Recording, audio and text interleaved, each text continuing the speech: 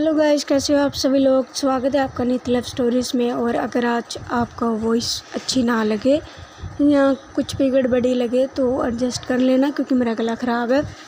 तो बिना आपका और मेरा टाइम वेस्ट किए हुए बढ़ते हैं हम लोग स्टोरी की तरफ। तो पिछले पार्ट में आप लोगों ने सुना ही था कि जो हमारी इशू है वो क्लासेस ले रही होती है और जोत न्यू यूथ फेस्टिवल में थिएटर में जो है वो पार्टिसिपेट किया हुआ होता है। तो ऐसे ये हॉस्टल में रुकती है जोत, और शाम का टाइम होता है हॉस्टल में।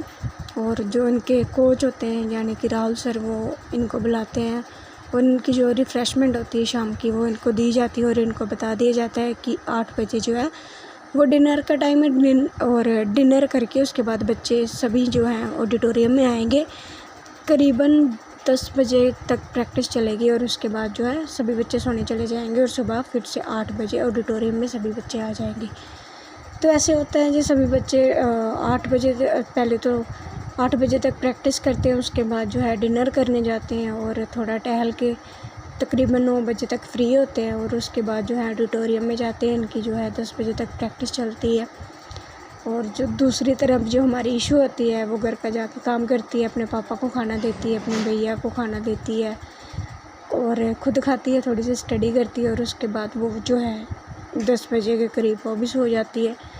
और इधर जो हमारी जोत होती है वो प्रैक्टिस ख़त्म होने के बाद रूम में जाती है और इनके जो ग्रुप बना होता है, इनके जो न्यू स्टूडेंट्स होते हैं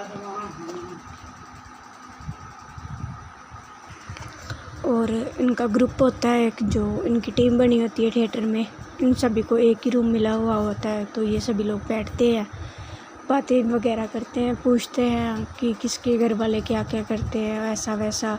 और कुछ स्नैक्स लेके आए हुए होते हैं और स्नैक्स खा रहे होते हैं, साथ में गॉसिप्स कर रहे होते हैं, कुछ अपने वालों लवी डवी के साथ बातें कर रहे होते हैं।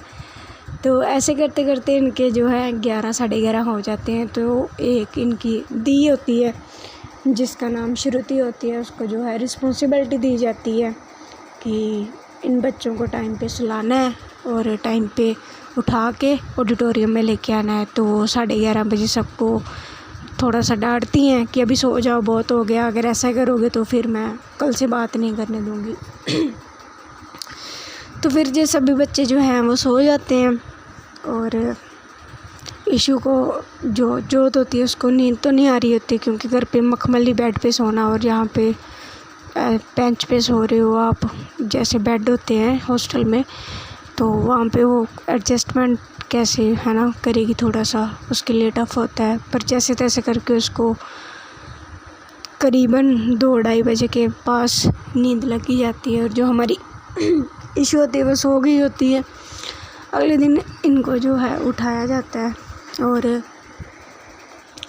जो इशू जो होती है वो तो उठ जाती है और सबसे पहले वो नहाती धोती है, पूजा पाठ करती है, फिर अपने लिए और अपने पापा और भाई के लिए चाय बनाती है, उनको स्नैक्स के साथ चाय देती है, वो चाय पीते हैं और उसके बाद घर का थोड़ा सा काम करती है और फिर अपने पापा को बोलती है कि पापा आज आप मेरे को कॉलेज छोड़ देना।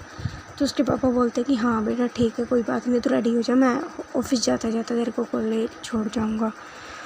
तो ऐसे ही इशू का टाइम निकलता हुआ इधर जो जोत होती है उसको जो है 7 बजे उनकी जो हेड होती है वहाँ पे बनाई हुई उनकी टीम की यानी कि श्रुति दी, वो उठाने लगती हैं कि उठ जाओ अभी सभी बच्चे नीचे चलो और ब्रेकफास्ट कर लो। 8 बजे ब्रेकफास्ट का टाइम है और उसके बाद आपको ब्रेकफास्ट नहीं मिलेगा, 8 से 9 का ही है। तो जो बाकी बच्चे कुछ उठ जाते हैं, कुछ नहीं उठते। जो हमारी जोत है इसको इसकी फ्रेंड यानी कि ऋषि ने भी पार्टिसिपेट किया हुआ होता है, तो वो उसे उठाती है कि उठ जाए यार। तो वो बोलती है यार ऋषि सोने दे, मेरे को नहीं करना ब्रेकफास्ट, और मैं घर पे भी नहीं करती हूँ, मैं यहाँ पे भी नहीं करूँगी, आप लोग जाओ। तो जो उनकी दी होती हैं वो उसको डांटती हैं कि ऐसे कैसे चलेगा, पूरा दिन प्रैक्टिस करनी है, उसके बाद सीधा 2 बजे खाना मिलेगा, उसके पहले नहीं मिलेगा, और उठ जाओ, सर भी गुस्सा करेंगे सर भी।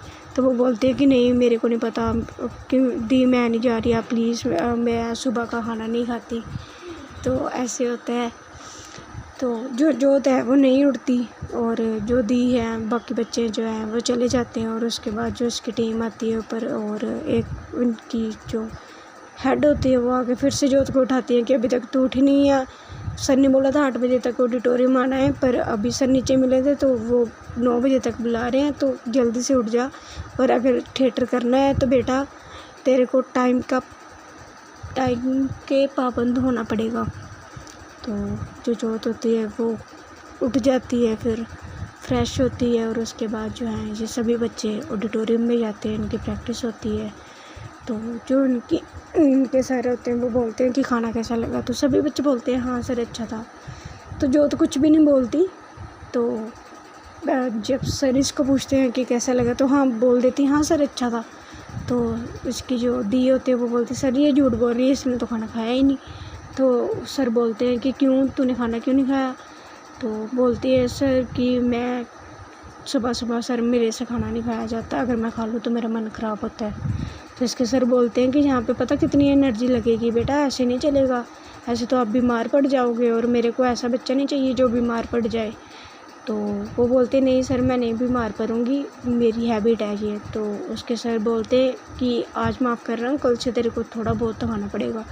तो वो एग्री करती है, इनके बाद इनकी प्रैक्टिस होती है, और उसके बाद जो इनकी HOD होती है वो आती हैं, वो बोलती हैं कि सर आपके पास 1 वीक का टाइम है, 1 वीक में आप इनको जो है जो भी थिएटर के मॉड्यूल्स हैं जिसमें स्किट होती है, प्ले होता है, माइम होती है और मिमिक्री होती है, तो सर हमें सबसे पहले जो है वो स्किट देखनी है।